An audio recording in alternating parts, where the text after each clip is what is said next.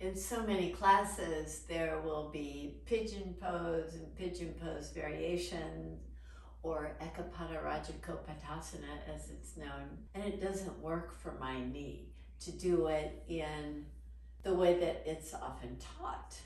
So I've come up with variations, and I've come up with a lot of poses that will work as preps for pigeon pose, so you can avoid the pigeon pose but still get a lot of the benefits in the hips. There will be links below that show you a lot of other ways to have the benefits of pigeon pose without actually having the knee weight bearing in what is often an awkward angle for many of us in pigeon pose. We'll start in a seated pinwheel pose.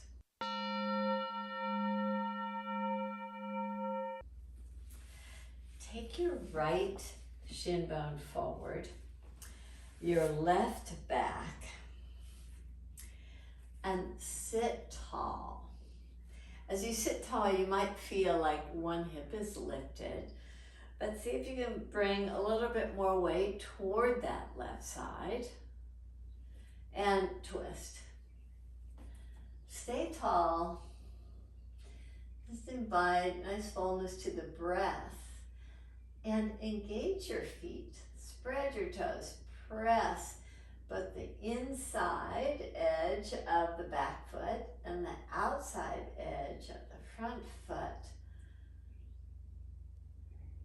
Now release out of the pose and get the legs a little bit more active by taking the front leg, arch of the foot, right into the back leg knee.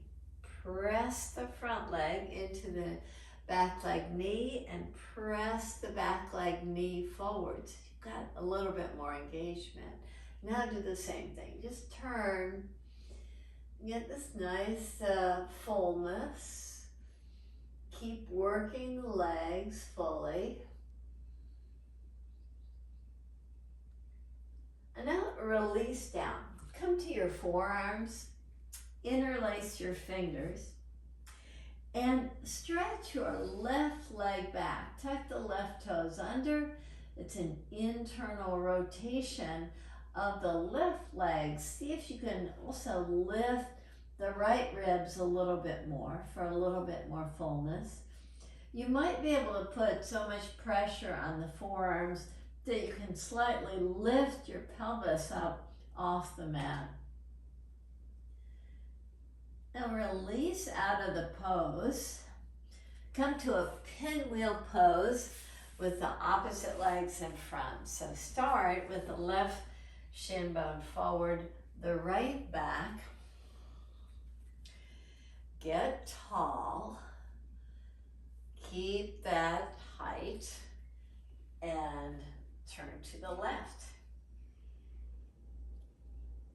Keep a nice action, the feet, the legs, even though it appears to be passive. See how you can make it a little bit more active.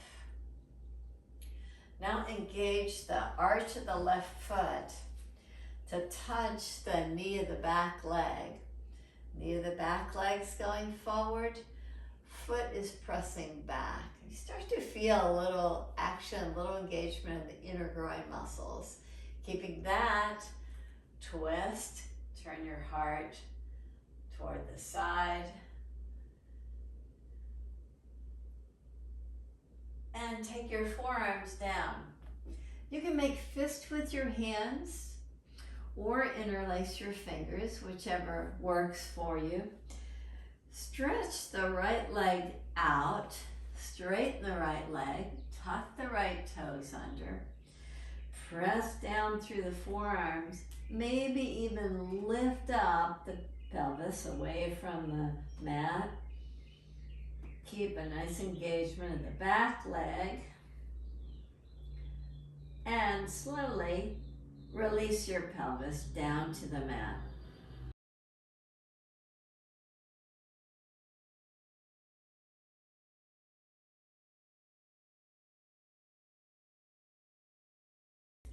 Sit with your knees bent about hip distance apart. Take your hands back. Lift your chest. Get this nice opening. Now slide your feet just a little bit further away. Customize it for you so that you can take your right ankle to the outer left knee. Now, if you have to start with a straight leg, that's perfectly fine too.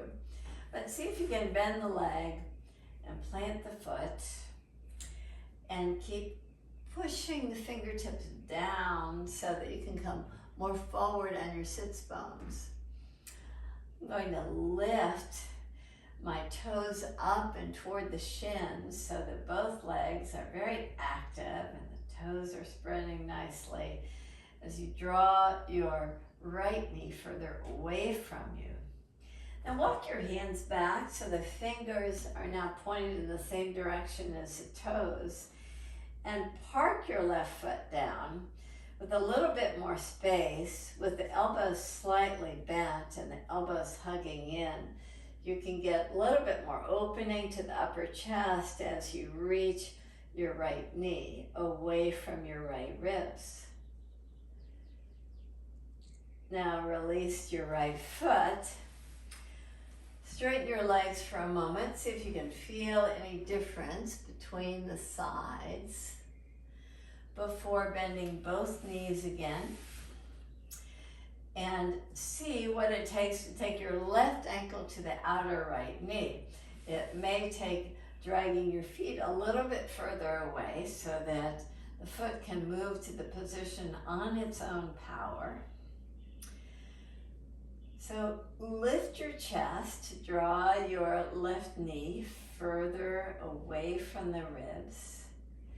Lift your right toes up, spread your right toes. Walk your hands back, bend your elbows, hug your elbows in toward each other. Try to take more weight to the base of the index finger so you lift the chest nicely. And now slowly release. Release your feet with your knees bent. Just let your spine rest on the mat for a moment and take your right ankle to the outer left knee. Just pause here. Draw your right knee further away from your ribs as you pause. Maybe for a little bit more opening, you can take your hands to the top of the thigh and just reach a little bit further.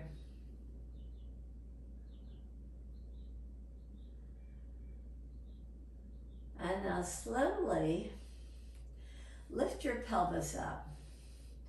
So you can press your elbows down, lift your pelvis up, and continue that action of drawing your right knee toward the mat. Release your pelvis to the mat, release your right foot to the mat. Take your left ankle to the outer right knee and pause there. Keep reaching the knee just a little further away from the left ribs. And you can lift your pelvis up as you're ready, as if trying to reach the knee toward the back edge of the mat. Create some length there. All right, release your pelvis down. Come to a tabletop position. In tabletop position, step your right foot just outside your right hand. And put weight on the baby toe side of the foot. So lift up the base of the big toe. Walk your hands over at the diagonal here and bow.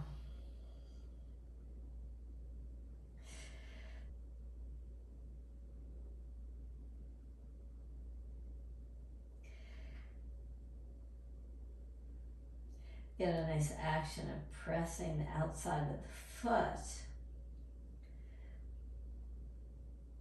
Now walk your right foot over to the left edge of the mat. Press the baby toe side of the foot again. Bow in again. Just notice any difference you feel.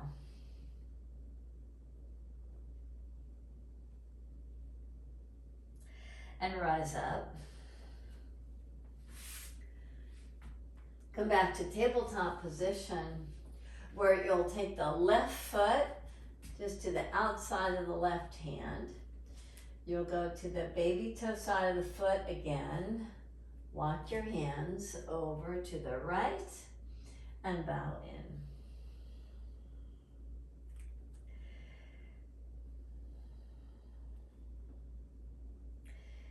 Enjoy a nice ease in your breath.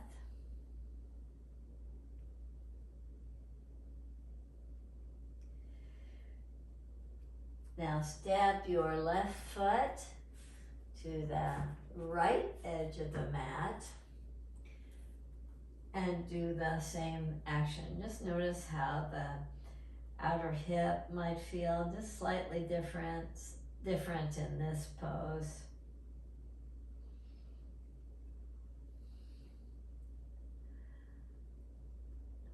And rise up, come to sit, and sit in what they call the spire log pose, where your left leg is going to be down, your right shin bone will be on top. And if you feel like, oh my gosh, these spire logs cannot become parallel to one another, that might be time for you to elevate your pelvis. So I need to do that. I'm sitting up a little bit higher now. Same action, the right foot to the knee, and I'm able to get the shin bone slightly more parallel. If this is not working for your legs, be sure to just straighten the bottom leg. You'll still be able to get a nice hip opening. But if you can, come to the spire log pose. I like pushing my hands to the feet as a way to keep the legs really active. The feet are pushing into the hands. Hands are resisting. And from here, you can just bow forward slightly.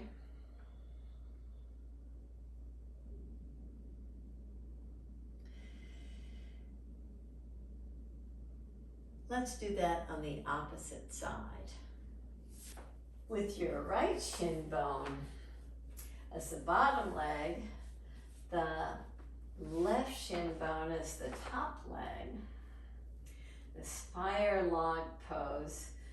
Feel a lot of inner fire in the hips when you do this. So modify as necessary to make it work for you. And bow forward slightly. Just have a nice ease here.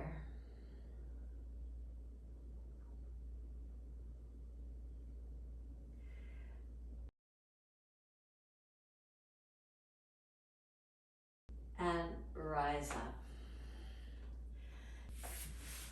You can choose if you need to use the blocks or not, but lift your right leg up. Hold on to the foot, or you can cradle the shin bone and bring it in. Just have some movement to enable you to open the pelvis nicely. Try to keep your right sit bone on the mat as you move slowly, right to left. Just enjoying a little ease in the movement.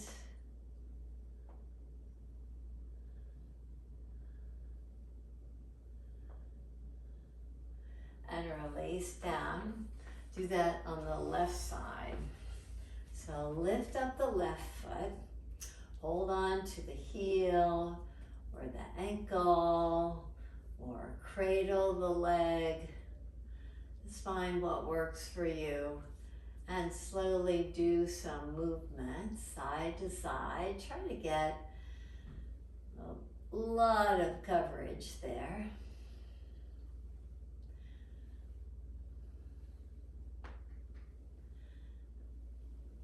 And you can release your foot down.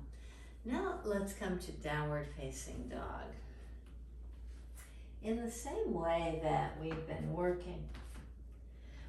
working this same action in a number of variations and poses. So in the same way that we've been doing, just have a slight bend to your knees. Take your right ankle to the outer left knee and draw your ribs toward the top of the right thigh.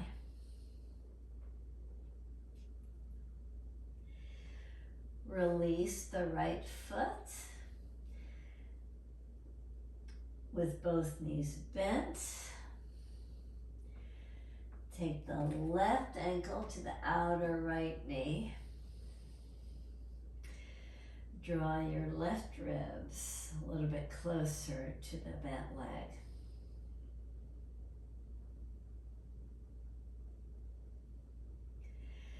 Now release your left foot. Take your right foot again to the outer left knee. Walk your hands back toward your left foot. You might want to use blocks for this one, or keep your hands to the mat. But as you do, you just balance yourself here with the right thigh moving toward the earth. Maybe you can take your hands off the floor or the blocks, maybe not, your choice. You can release your hands, release your foot, and make your way back to downward facing dog. Take your left ankle to the outer right knee.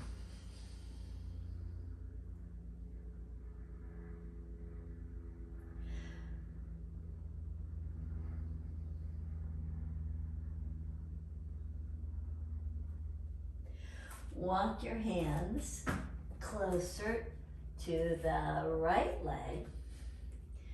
Again, you may want to use blocks if you can balance. Try that. Release as you're ready. And come back to all fours position. All fours position as you take your right knee forward and slide your right knee over toward your left wrist. Walk your left foot back.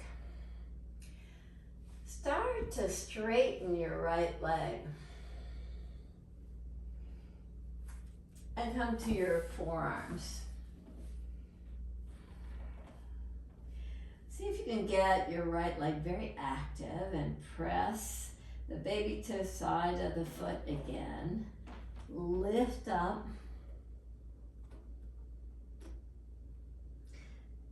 And release down.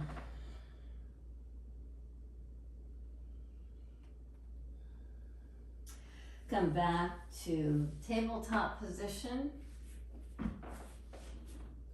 Take your left knee forward. Walk it over to the right side. Step your right foot back.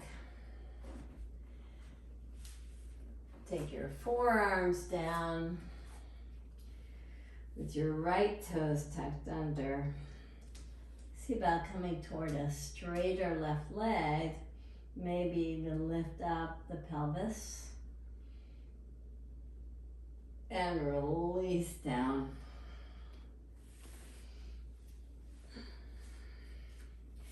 Come to fours position.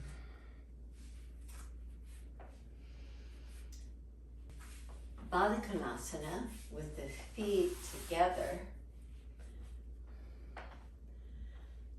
Get tall by lifting the knees to come forward on your sits bones.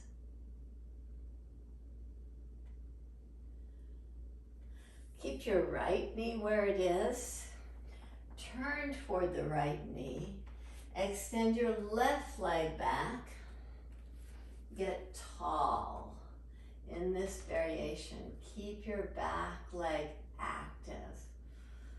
Turn your heart toward the right. Come back to Baddha konasana.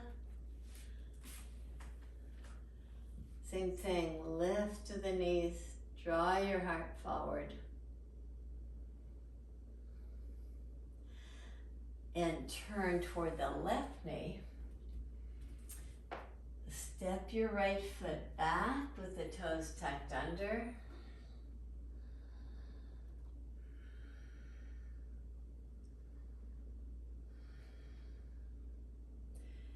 Back knee lifts.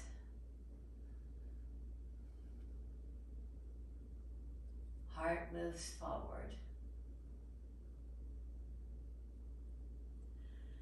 Release out of the pose.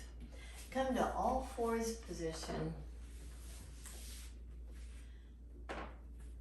Step your right knee forward. Walk your left knee back. Come to your forearms. Tuck your back toes under and lift your back knee. Keep a nice action of the legs.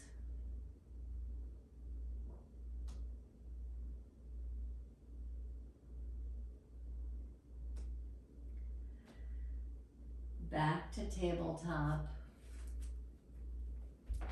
Left knee comes forward. Right leg steps back.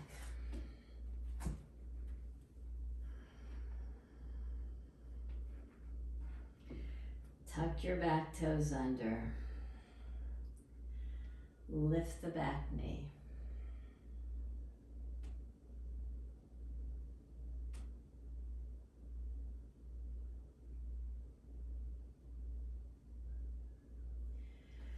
Come to lie on your back.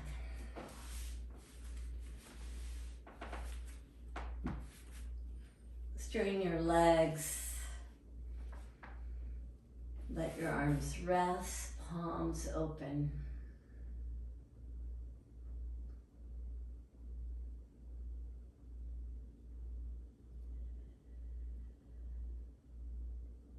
Receive the fullness of your breath.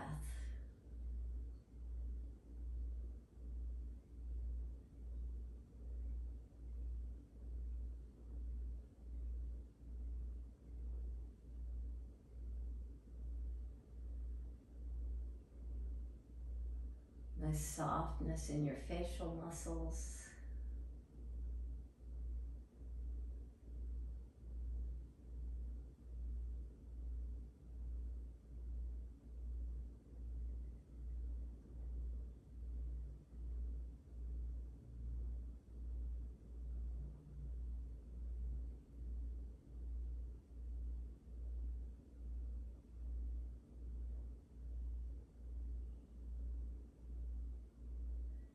You did lots of hip openers.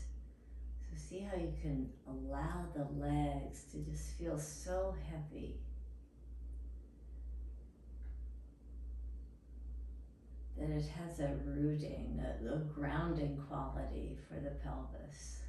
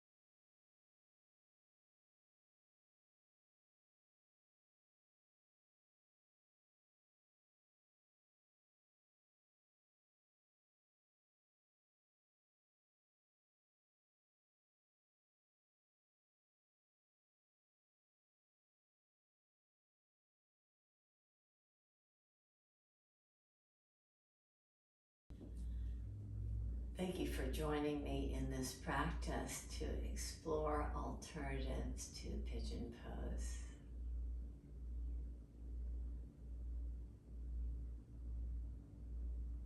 Namaste.